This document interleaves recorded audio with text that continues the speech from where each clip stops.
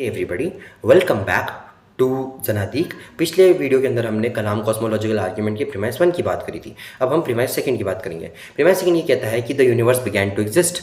Now इसका सबसे पहला क्रिटेरिया यही आता है कि सबूत क्या है। तो इनके पास 3 तरीके के सबूत होते हैं। पहला, कॉजल रीजनिंग से बेस। कॉजल रीजनिंग में ये लोग ये कहते हैं कि जस्ट बिकॉज यूनिवर्स के अंदर हर चीज़ लॉ ऑफ कॉजालिटी को फॉलो कर रही है, मतलब यूनिवर्स को भी करनी चाहिए। नाउ इसमें प्रॉब्लम्स है। सबसे पहला, ये फैलेसी ऑफ कॉम्पोजिशन को कमिट कर लेता है कि जस्ट बिकॉज किसी स्टेटमेंट के एक पार्ट के लिए कोई चीज़ ट्रू है, इसका मतलब वो सारे स्टेटमेंट के लिए ट्रू हो। जैसे कि अगर मैंने कहा एक गाड़ी एग्जिस्ट करती है जिसके टायर रबर के बने हैं, तो क्या इसका मतलब ये है कि वो पूरी गाड़ी रबर की बनी है? No, right. ओके, दूसरी प्रॉब्लम इसमें ये आती है कि कॉजालिटी के लॉ को अप्लाई करने के लिए हमें टाइम और स्पेस चाहिए, और टाइम और स्पेस जो है वो यूनिवर्स की बिगिनिंग अगर हुई भी थी तो उसके साथ एग्जिस्टेंस में आए थे, उससे पहले एग्जिस्ट ही नहीं करते थे।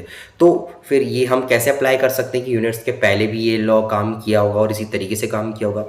और तीसरी प्रॉब्लम, जो मेन प्रॉब्लम है, वो ये है कि हमको प्रूव करना पड़ेगा कि यूनिवर्स एक इफेक्ट है। अगर हमको ये प्रूव करना है कि यूनिवर्स की कोई कॉज है, तो ये भी तो प्रूव करना पड़ेगा कि यूनिवर्स एक इफेक्ट है, तभी तो उसके पीछे कॉज होगी ना।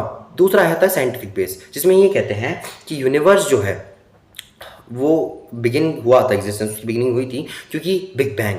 नाउ बिग बैंग को लेकर अब साइंटिस्ट खुद डिबेट करते हैं अबाउट कि क्या हम इससे इन्फर कर सकते हैं कोई एक्चुअल बिगिनिंग। कुछ साइंटिस्ट जैसे कि स्टीफन हॉकिंग, वो ये कहते हैं कि हाँ हम कर सकते हैं, बट कुछ साइंटिस्ट हैं जो इससे डिसएग्री करते हैं और कहते हैं कि नहीं, it's just rapid expansion from a hot dense state, so we can't infer beginning of the universe from this point. Okay, और ऐसी बहुत सारी कॉस्मोलॉजीज हैं जो बिग बैंग को एक्सेप्ट करते हुए भी इनफाइनाइट यूनिवर्स या इटर्नल यूनिवर्स की बात करती है, जैसे कि इटर्नल इन्फ्लेशन या फिर बाउंसिंग कॉस्मोलॉजीज या quantum loop gravity etcetera etcetera.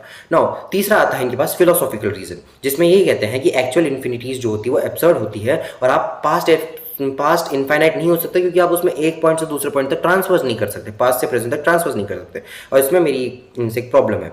तो प्रॉब्लम ये है कि इस आर्ग्यूमेंट को जो देते हैं और इसके लिए जो एग्जाम्पल देते हैं वो, जैसे कि हिल्बर्ट होटल या फिर ग्रिम रीपर पैराडॉक्स, इसको प्रूव करने के लिए, ठीक है। तो उनसे मेरा सवाल ये है कि क्या फ्यूचर जो फ्यूचर है क्या वो इनफाइनाइट है या फाइनाइट? अब वो बोलेंगे इनफाइनाइट, तो मैं बोलूँगा अच्छा, तो हम पास्ट से फिर फ्यूचर में कैसे जा रहे हैं जबकि तो इनफाइनाइट है? तो ये लोग इससे ये कह के बचते हैं कि फ्यूचर जो है पोटेंशियल इनफाइनाइट है और पास्ट जो है वो एक एक्चुअल इनफाइनाइट है, और एक्चुअल इनफाइनाइट्स आर एब्सर्ड। तो पहली बात तो ये, जस्ट बिकॉज कोई चीज़ एब्सर्ड है इसका मतलब ये नहीं है कि वो लॉजिकली इनकोहेरेंट भी हो। और दूसरी बात, number lines are the best example to demonstrate कि कैसे इन्फाइनाइटीज होकर भी हम ट्रांसफर्स कर सकते हैं, जैसे कि 0 से 6 में ट्रांसफर्स किया जा सकता है।